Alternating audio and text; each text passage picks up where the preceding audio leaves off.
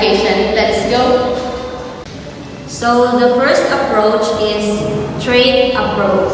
So this approach is about shaping behavior by either directly teaching values or indirectly influencing behavior through examples of moral behavior. So this means that using this approach means you can teach them by just doing what good values is. For example, mag-bless sa parents. By doing this, you can influence them good manners. The second approach is values clarification approach. So focuses on making students aware of their own values through various clarifying tasks facilitated by teacher questioning. So one of the example of this approach is the teacher has the role to facilitate her student by asking open-ended question, discussion, and using real-life situation. So now let's move on to the third approach. So the third approach is cognitive developmental approach.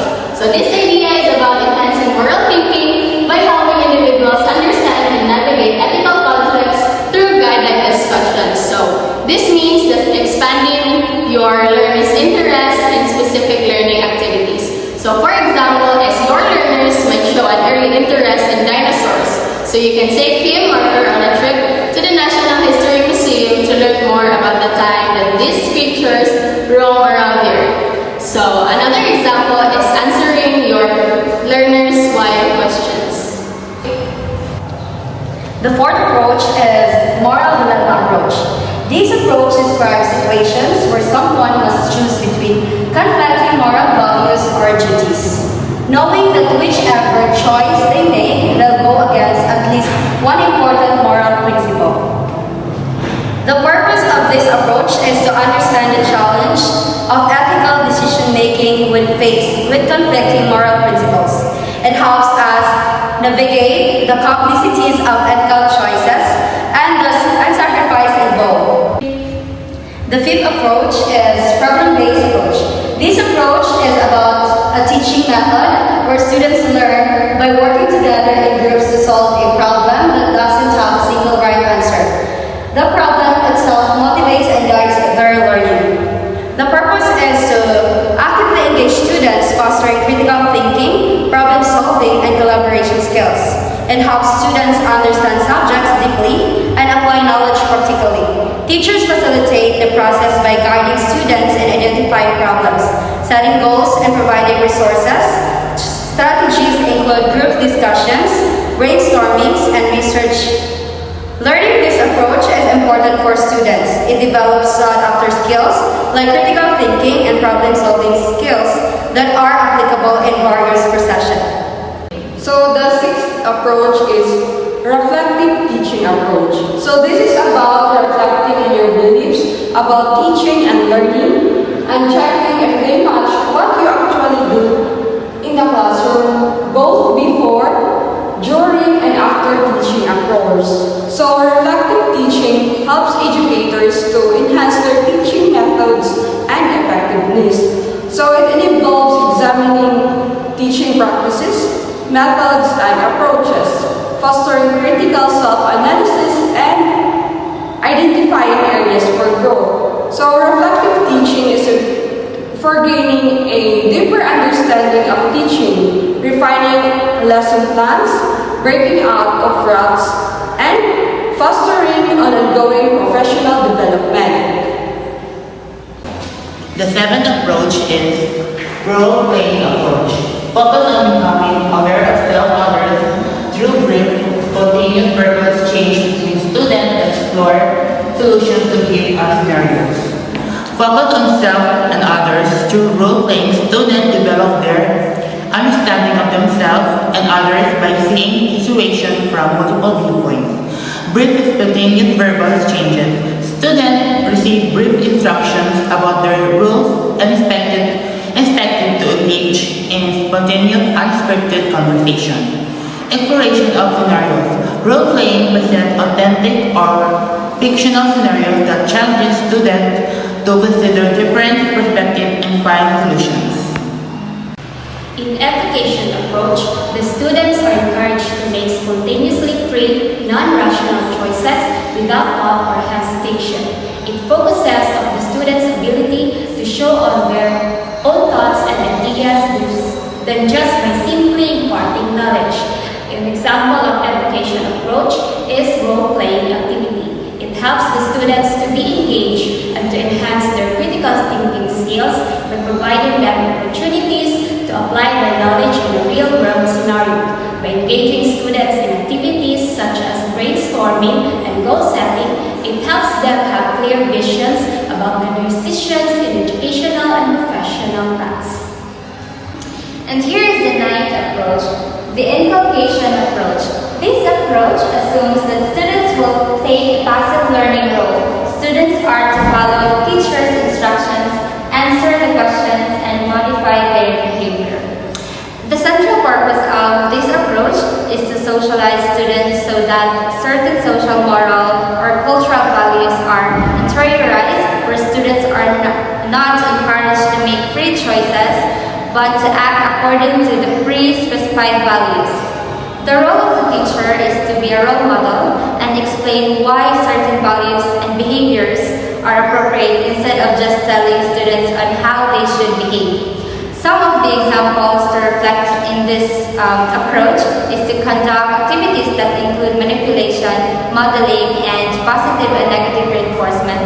These strategies can be used separately to inculcate specific values or to modify a behavior. The 10th approach is awareness approach. This idea is about guiding students to recognize and understand their own values. They're encouraged to share their experiences, and the teacher presents situations that involve values for discussion. Through awareness, students determine their own values by reflecting on how their experiences, convictions, and driving forces have shaped them. Awareness also helps students examine how their beliefs affect their decisions and behaviors in order to learn how values affect them.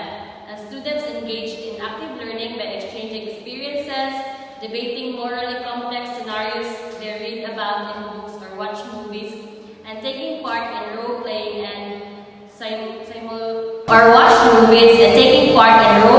and simulation exercises. This approach helps students to increase self-awareness, improve critical thinking and decision-making, greater empathy and respect for diverse perspectives. This approach does not impose values, rather, it emphasizes individual discovery. It can be applied to a variety of topics to encourage responsible behavior and personal development. And here is the 11th approach, which is the moral reasoning approach. This approach applies critical analysis to specific events to determine what is right and wrong and what people ought to do in a particular situation. The purpose of this approach is to guide people in navigating morally challenging situations by taking into account a range of viewpoints, beliefs, and outcomes. The teacher's role is to become a role model by demonstrating good behavior that will help foster a classroom environment that promotes respect, empathy, and inclusivity. Placing the students in a collaborative activities like a role-playing that consists students discussing dilemmas is one of the effective strategies where students can begin to see moral decisions in a larger framework than their single point of view and attain higher level of knowledge. It is crucial to study and learn moral reasoning approach because it can develop a moral compass which will enable the students to act ethically and responsibly in their personal and professional lives. Okay, so now let's move on to the 12th approach. So the 12th approach is the analysis approach. This approach focuses on teaching students to think logically and rationally. The goal is to help them use scientific methods and logical reasoning when dealing with moral or ethical issues. So this approach concentrates primarily on social values rather than on the personal moral dilemmas presented in the moral development. So specifically, it emphasizes rational thinking, and listening. Commitment approach. The commitment approach values education, emphasizes fostering a deep understanding and personal commitment to values rather than just imparting knowledge about them. It involves engaging students in meaningful discussions, reflection, and activities that encourage them to internalize and apply values in their lives. The 14th approach is the union approach. It focuses on promoting values through collaboration and community involvement. It involves fostering a sense of unity and shared responsibility among students, teachers, parents, and the broader community. By emphasizing cooperation and solidarity, the union approach aims to cultivate a strong sense of belonging and social responsibility among learners.